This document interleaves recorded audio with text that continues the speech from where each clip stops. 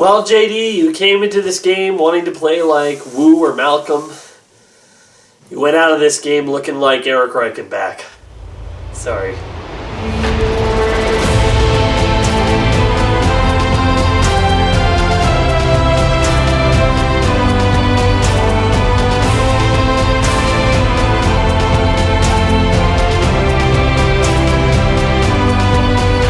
Hey everybody, how's it going? I am the Survivor Dude, and boy was that episode not what I thought it was going to be.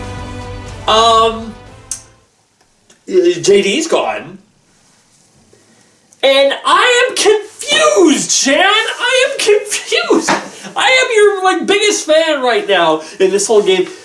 But, okay, there's gotta be just a lot of stuff going on that we are not aware of. She must be a lot closer to Jeannie than we ever thought because, gosh dang, okay, gosh dang, this ride was all over the place. Okay, so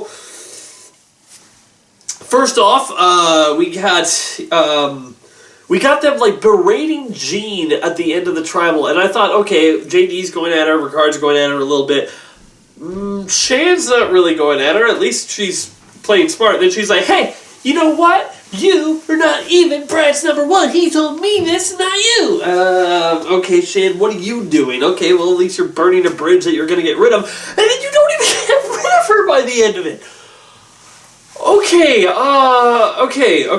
Here's the thing. I didn't think that JD was going to go home. And the reason I didn't think that it was even remotely possible for that to happen is because I felt like if you were going to do it, why didn't you do it last episode? You know, the last episode you had all the benefits that you would have had that you got this episode, except even more. Because, like, let's be clear here. Brad, you would have had then Brad and Jeannie and Ricard moving forward as a forward alliance. Now, true, maybe you would have had some conflict and maybe Ricard would have gotten thrown under the bus and gotten knocked out if you lost again. But, with the way it happens here, you burned Jeannie a little bit. Now, true, you've gained a little bit of that trust back by keeping her around after this vote. You had her dead to rights and you could have gotten rid of her. But it seemed like... But Shan would have also gotten the vote last time. Guys, I feel like this is just a course correction by Shan now. She feels like, okay, I made a mistake. I should really just course correct. But, oh my gosh. Yeah, it's just... I don't get this move. I mean, I kind of understand, but I just feel like if you made the decision, you're all in. Like when Shan was going to say to Ricard, like, hey, I'm going to go talk to JD and I'm going to get him to give me his advantage. I'm like, Shan, no. No, Shan, no. This is bad. This is a bad move. This is going to blow up in your face and you might go home. You have not been at risk at all this entire time and now you're putting yourself in possible crosshairs. And then she kept going, and then she kept going, and then it worked! It worked? How? How did you do that? I gotta say, that she had to expend a lot of social capital with JD in order to get that. She had to push a lot and deceive a lot and to really put it on and lay it on thick. And I thought, like, boy, JD's probably not going to trust her as much as he will next time. But now that doesn't matter because she has the extra vote. I will say one of the advantages of this, I mean, I know Ricard knows that she has the extra vote, and I don't know if Jeannie does. It doesn't look like she told her. But, I mean, they might be closer than we thought, all things considered. But I will say that because of that, we got... She has an advantage that nobody else besides her alliance mates knows that she has. She's an advantage that nobody else even has a finger on.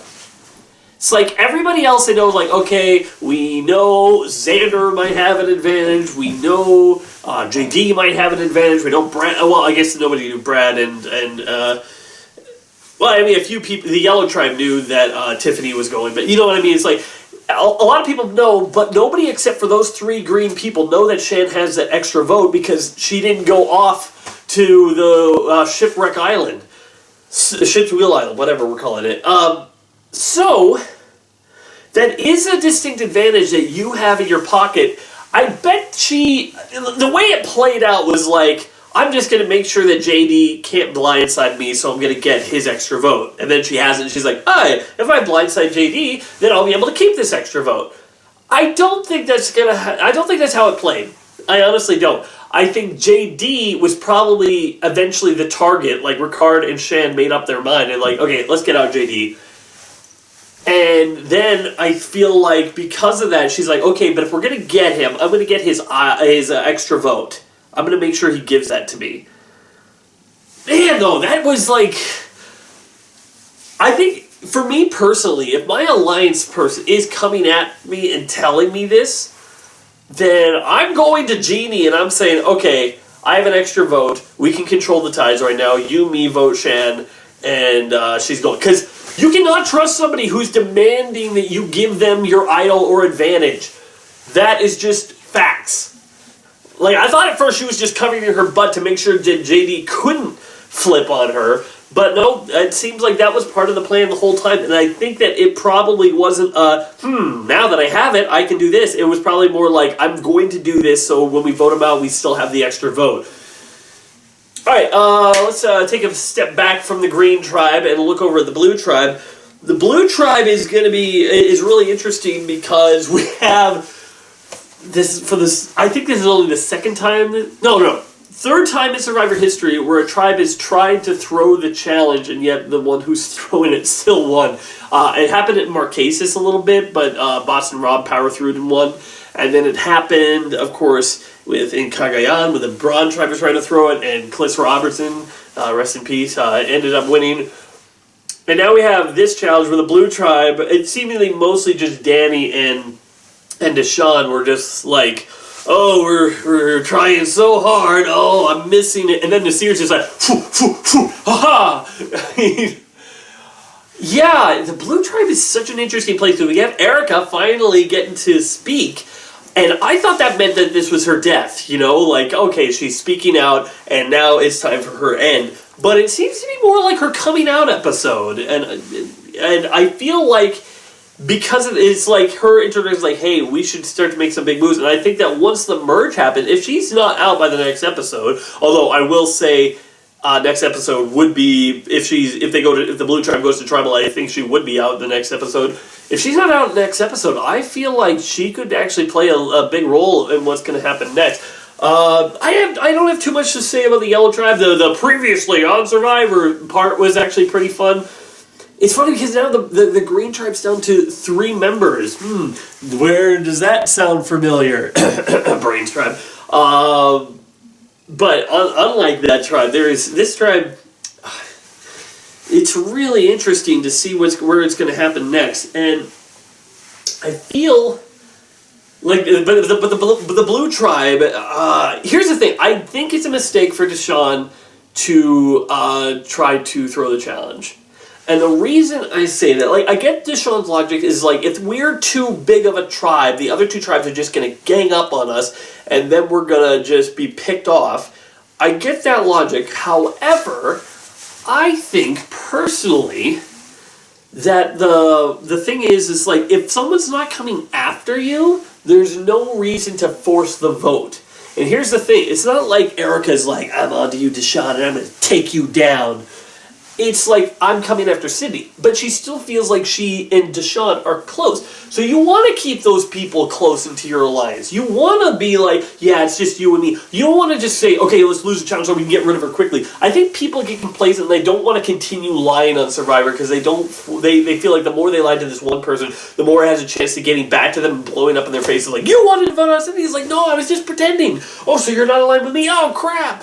It has a chance to blow up in her face. But I think, at the moment, she's not a threat to Deshawn. And if they make the merge, I don't think she'd be that much of a threat to Sydney either. I think that if they lost the challenge naturally, then, yeah, just take her out. But in this case, I don't think that's necessarily needed.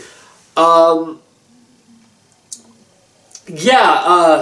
what's going on in the blue tribe. Nothing too much to say of the yellow tribe, other than Liana is a beast. Whenever they show Liana in these challenges, she's just like absolutely screaming through them like it's nothing. I definitely think she could be a contender to be a, one to watch after when it's time to the challenges, especially because we're losing all the guys. A lot of people thought, oh my gosh, this season of Survivor, they're talking about how difficult it is. They're going to just get rid of all the weaker women, and then that's going to be it, and they will have no chance. Difference is, though, this season, women didn't allow that to happen. I mean, this is another guy out. You realize after, we had Abraham, and then we had Sarah, but then everyone else has been guys. We then have Voce. We then have Brad. We now have JD gone. This means that the only guys left in the game, we have Nasir, Deshawn, and Danny, and then Ricard and Xander. We have 5 guys left. I mean, look, it's not like they're an endangered species at this point. There's still a fair amount around, but that's because the Blue Tribe hasn't been to Tribal Council. It's going to be... Yeah, it's really interesting because with the Blue Tribe gone to Tribal Council, if they go to Tribal Council, I think they probably would get out a woman, unless Nasir puts his foot in his mouth again. I don't know. I want to also say, I want to speak up. Danny, he seems like a really good dude. Like, I don't know how much he has in terms of strategy and moving forward, but that whole thing, first what I was saying was, like, with him comforting Heather, who thought that they should have lost, and to be fair, she did, she sucked. But, you know what, there's no reason to rub it in anybody's face, there's no reason to be a jerk about it. That's cool. Sydney starting to show a little bit of that side of her that I was thinking I was going to be seeing, a little bit conceited, because she's like, oh, they hate me because they ain't me, because I'm so beautiful. A little bit of that, but I don't think it's been to her detriment yet as a player. So, yeah, I don't know. I feel like, okay, so right now in the game we have 3 on Ua, we have 4 on Yasa, and then we have the 6 on the Blue Tribe Luvu. It's interesting because if either one of the green or yellow tribe lose, then we're going to be going down to, if you combine the yellow tribe and the green tribe together, then they would have the exact same as blue tribe. And in that regard, I think if at that point I would feel even more motivated as the blue tribe to win, because if you can get yourself in tying range, you can at least give yourself the controlling numbers to move forward. It doesn't seem like next week is the merge. But anyway, I do love that that whole Deshawn and Danny back and forth where they're trying to throw the challenge and then they just can't. Like, every time they... It's funny because not only were they trying to throw the challenge and not being able to do it, they were winning! They were in the lead! Like a big lead! They were just like, oh, we suck so bad. But, oh my god, it's funny because I bet, like, Erica was probably like, I was that close to being voted out? Holy crap, when she was watching this. I don't think we've ever heard confessionals during a challenge before, and that was definitely a different change of pace, and was very unique. I think that it was fun. I think that, I don't know, I'd be open to it more, as long as there's something happening worth... I mean, I guess we have had confessionals during challenges, like when Jeremy or Kelly Wentworth are like, say, oh, I gotta get the hidden immunity out of this, hidden at the challenge. But I mean, like, commentating on the challenge as it's going. That felt a little bit more like Amazing Race time to me. But it was fun. I really enjoyed that. I think I've already said I enjoyed the previously on part at there. Oh my gosh, it was so funny when they were in the challenge and the yellow tribe was still far behind and Evie was like swimming the wrong way. I thought that was fun. I'm actually really curious to what's going to be happening after the merge. Because let's say the blue tribe sticks together and they have the numbers. I feel like we could get a women's alliance thing forming. I mean, I think that guys, like as I said, it's a cliche thing where every guy thinks that 2 women talking together, they're forming a women's alliance. It's like there's 2 of them. But, it's like... I will say that, though, I feel like it's a genuine fear at this point when the women so largely outnumber the men on a wide scale. I feel like the only men who are in a good position right now is Ricard, who I don't think is going home, and then I believe also Deshawn and Danny, and every other guy I think is at risk. Like, I feel like Xander is still. You know what? Let me just go into. No. Before I get into the prediction of who's on the chopping block, I'm gonna give my MVP of the episode, and I mean, I still question her logic and why she did it, but I still gotta give it to Shan. It's not because she's my winner pick. I mean, I don't think Jeannie did anything necessarily to get herself not voted off, except maybe make a good relationship with Shan. I don't think Ricard really did anything to force it on JD, at least not what we've seen. But I gotta give it to Shan because she got the extra vote from JD. And that's a ballsy play to be able to pull off and not put yourself at risk. I mean, that's a social game on top of something that you could rarely see, because you can't. That's just not something you would do normally, because you would be afraid to blow right back in your face. But she was confident in her skills and she was able to do it and pull it off. Do I question if Jeannie is going to be as loyal to her as JD would be? I do question that.